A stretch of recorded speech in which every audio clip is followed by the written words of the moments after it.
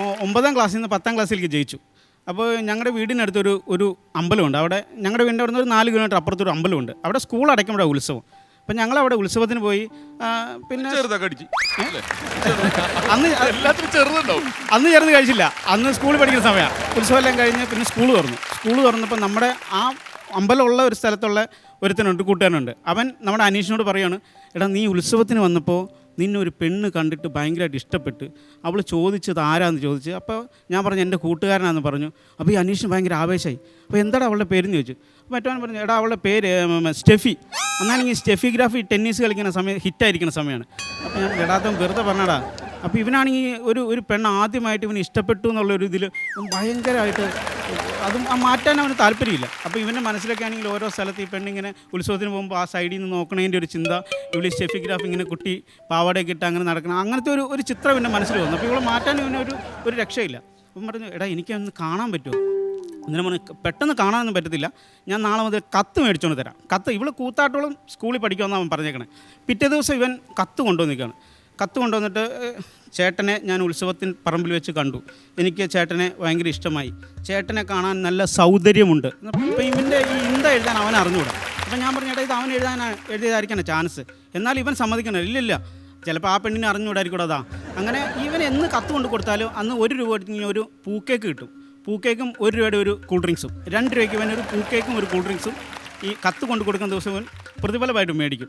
പിന്നെ ഓരോ ദിവസം കത്തുകളിൽ ചെറിയ ചെറിയ ആവശ്യങ്ങളൊക്കെ ആണെങ്കിൽ, എനിക്ക് സ്റ്റാമ്പ് വാങ്ങാനൊരു 1 രൂപ വേണം ചേട്ടാ എന്നൊക്കെ പറയുമ്പോൾ ഇവൻ എവിടെയെങ്കിലും ഒപ്പിച്ച് ഇത് കൊണ്ട് കൊടുക്കും. അപ്പോൾ ഞാൻ പറയും, എടാ ഇത് ഇവൻ തന്നെ എഴുതാമെന്നാണ് എനിക്ക് തോന്നുന്നത്. പക്ഷേ ഇവൻ സമ്മതിക്കില്ല, ഇത് ഈ സ്റ്റെഫി തന്നെ എഴുതി കൊടുക്കണമെന്നാണ് ഇവൻ വിശ്വസിച്ചിരിക്കണേ. അങ്ങനെ ഒരു ദിവസം ലെറ്ററിൽ എഴുതിയിരിക്കുകയാണ്, എൻ്റെ ഇൻഷുറൻസ് ബോക്സ് കളഞ്ഞു പോയി, അച്ഛൻ അറിഞ്ഞാൽ എന്നെ തല്ലും, എനിക്ക് ഒരു ഇൻഷുറൻസ് ബോക്സ് വാങ്ങിത്തരുമോ? ക്യാമലിൻ്റെ വേണ്ട, നടരാജിൻ്റെ ആയാലും മതിയെന്ന്. ക്യാമലിൻ്റെ 20 രൂപയാവും, നടരാജിന് 12 രൂപയുള്ളൂ.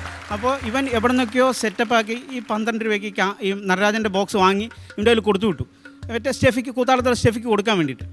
പിറ്റേ ദിവസം ശനി ഞായറുമാണ്. ശനി ഞായറും കഴിഞ്ഞിട്ട് പിറ്റേ ദിവസം വരുമ്പോൾ കാണാം ഇവൻ്റെ കയ്യിലൊരു ഇൻഷുറൻസ് ബോക്സ് ഉണ്ട്, പക്ഷേ അതിൻ്റെ പെയിൻ്റൊക്കെ ഫുള്ള് ബ്ലേഡ് വെച്ച് ചിരണ്ടി കളഞ്ഞിരിക്കുന്നു.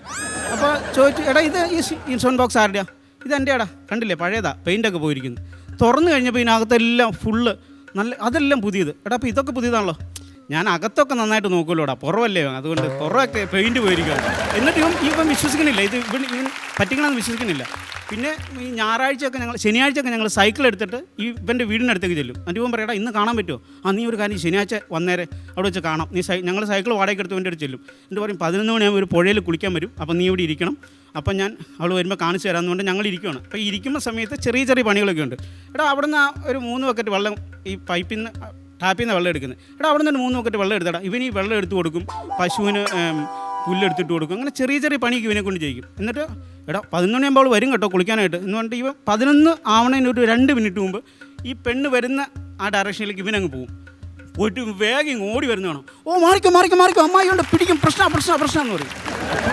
അവൻ പറയും, അയ്യോ അമ്മായി ഉണ്ടോ, പേടിച്ചു, അമ്മായി ഭയങ്കര പ്രശ്നമാണ്, പൊക്കോ എന്ന് പറഞ്ഞു കഴിയുമ്പോൾ ഞങ്ങൾ പേടിച്ചിട്ട് ഈ സൈക്കിൾ വെട്ടി തിരിച്ചു വരും. അങ്ങനെ ഒരിക്കൽ പോലും കാണാൻ പറ്റിയിട്ടില്ല. അങ്ങനെ ഈ 10ാം ക്ലാസ് അവൻ ഡെയിലി ഇത് മേടിക്കുന്നുണ്ടോ, കത്ത് തരുമ്പോഴെല്ലാം ഈ പൂക്കേക്കും ഈ കൂൾ ഡ്രിങ്ക്സും മേടിക്കുന്നുണ്ട്. അങ്ങനെ ലാസ്റ്റ് 10ാം ക്ലാസ് പരീക്ഷ കഴിഞ്ഞ് ഞങ്ങൾ പിരിഞ്ഞ് കഴിഞ്ഞപ്പോൾ പറഞ്ഞു, എടാ ഈ തവണയെങ്കിലും ഈ ഉത്സവത്തിനെങ്കിലും എനിക്ക് അവളെ കാണണം, കണ്ടേ പറ്റുള്ളൂ, ഇനി എനിക്ക് പറ്റൂല, ഇനി അമ്മായിയല്ല ആര് വന്നാലും ഇനി എന്ത് എതിർപ്പുണ്ടായാലും എനിക്ക് അവളെ കാണണം. അപ്പം മറ്റവൻ ജസ്റ്റ് ഒന്ന് ആലോചിച്ചിട്ട് പറയാം, എടാ അതെ ഞാനൊരു കാര്യം പറയാൻ വിട്ടു, എടാ അവൾ കഴിഞ്ഞ ആഴ്ച മരിച്ചെന്ന്.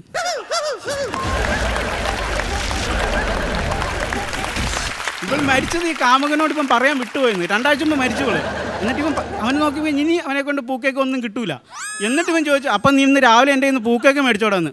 അത് അവക്കടെ കുഴിമാടത്തി വെച്ച് പ്രാർത്ഥിക്കാനാണ്.